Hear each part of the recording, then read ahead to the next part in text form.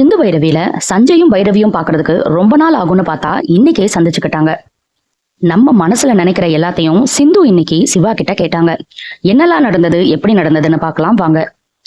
ஐஸ்வர்யா எசக்கி கிட்ட நான் தான் சிந்துவை ஏமாத்தி டைவர்ஸ் பேப்பர்ல கையெழுத்து வாங்கினேன்னு அண்ணனுக்கு தெரிஞ்சா என்ன கொன்னே போட்டோன்னு பேசிட்டு இருக்காங்க. அதை கரெக்டா சிந்துவும் சிவாவும் கேட்டுறாங்க. சிந்து கேட்டுட்டு ரேஷன் கார்டுல பேரை சேர்க்கிறேன்னு சொல்லி இப்படி டைவர்ஸ் பேப்பர்ல கையெழுத்து வாங்கிட்டேன்னு மனசுக்குள்ளேயே நினைச்சிட்டு அங்க இருந்து போயிடுறாங்க. ஆனா சிவா சும்மா இருப்பாரா? எல்லாத்துக்கும் காரணம் நீதானா அப்படின்னு கேட்டுட்டு ஐஸ்வர்யாவை தரன்னு இழுத்துட்டு மகா முன்னாடி போய் நிறுத்துறாரு. மகா கிட்ட போய், அம்மா, ஐஸ்வர்யா சிந்து கிட்ட டைவர்ஸ் பேப்பர்ல கையெழுத்து வாங்கினது உங்களுக்கு தெரியுமா அப்படின்னு கேக்குறாரு.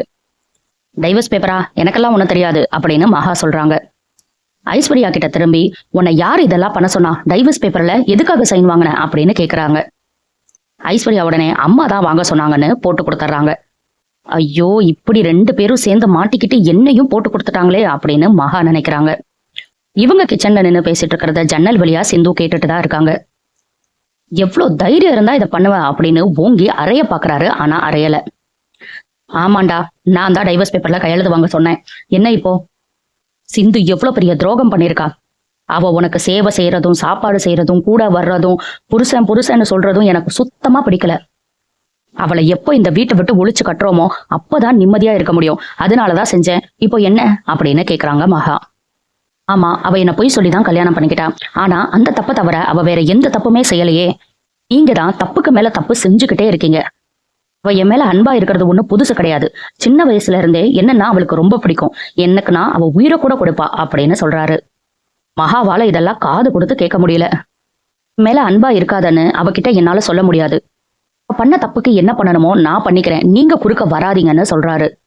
அதோட நிக்காம படிக்கிற வேலையை பார்க்காம இந்த மாதிரி அம்மா கூட சேர்ந்து ஏதாவது பண்ணிக்கிட்டு இருந்த உன்னை அவ்வளவுதான் அப்படின்னு ஐஸ்வர்யா பல்லாருன்னு அரைஞ்சிடறாரு. என்னடா தங்கச்சிய கை நீட்டு அரையிற அப்படின்னு மகா கோவப்படுறாங்க.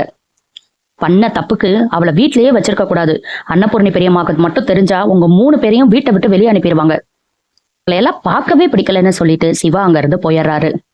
ஐஸ்வர்யா மகா கிட்ட, என்னம்மா, சிந்துக்கு சப்போர்ட் பண்ணி என்னையே அண்ணன் அடிச்சுட்டு போறாரு, இது சரியா படலையே அப்படின்னு சொல்றாங்க.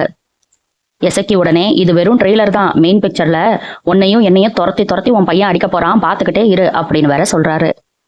அன்னபூர்ணி, காயத்ரி, பைரவி, ஆறுமுகம் எல்லாருமே கோயிலுக்கு வந்திருக்காங்க. எதுக்குடா திடீர்னு கோயில் விஜயம் அப்படின்னு பார்த்தா காயத்ரிக்கு நல்ல வரன் அமையணுங்கிறதுக்காக அன்னபூர்ணி 108 விளக்கு ஏத்தி சாமி கும்பிட்றதா வேண்டிக்கிறாங்க. அதை பண்றதுக்காக கோயிலுக்கு வந்திருக்காங்க. பைரவி ஆறுமுகத்துக்கிட்ட, நானும் சாமி கிட்ட ஒண்ணு வேண்டியிருக்கேன்.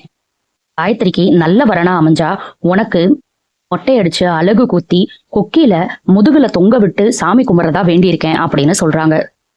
என் மேல எவ்வளவு கொலவெறி இருந்தா இப்படி வேண்டியிருப்பா அப்படின்னு மனசுக்குள்ள நினைக்கிறாரு ஆறுமுகம். விளக்கேத்த ஆரம்பிக்கிறாங்க. காயத்ரி, நானும் ஹெல்ப் பண்ணவா அப்படின்னு கேக்குறாங்க. அதுக்காக தாமா நாங்க விளக்கே ஏத்துறோம், நாங்களே ஏத்துறோம் அப்படின்னு சொல்லிட்டு பைரவி கிட்ட திரியெல்லாம் போட சொல்றாங்க. அந்த டைம்ல அந்த கோயிலுக்கு கரெக்டா சஞ்சய் வர்றாரு.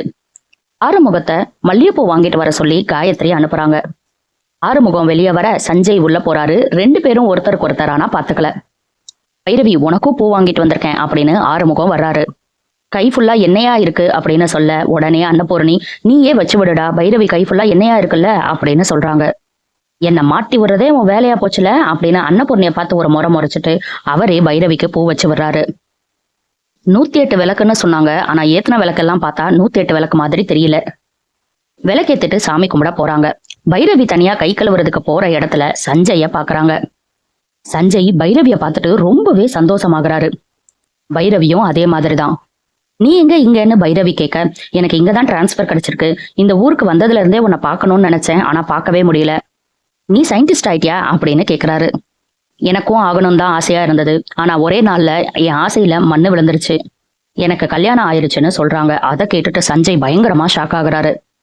எனக்கு ஆசைப்பட்ட வாழ்க்கை தான் எனக்கு கிடைக்கல, அட்லீஸ்ட் நீ ஆசைப்பட்ட மாதிரி போலீஸ் ஆயிட்டியே, எனக்கு சந்தோஷம் அப்படின்னு சொல்றாங்க.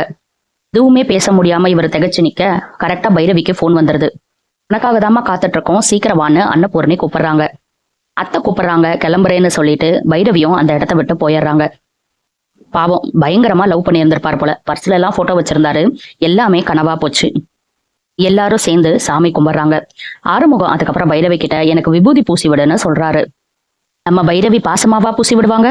நல்ல 3 விரல்ல விபூதிய பட்டையா எடுத்து ஆறுமுகம் நெத்தியில நல்லா அழுத்தி தேய்ச்சு வர்றாங்க.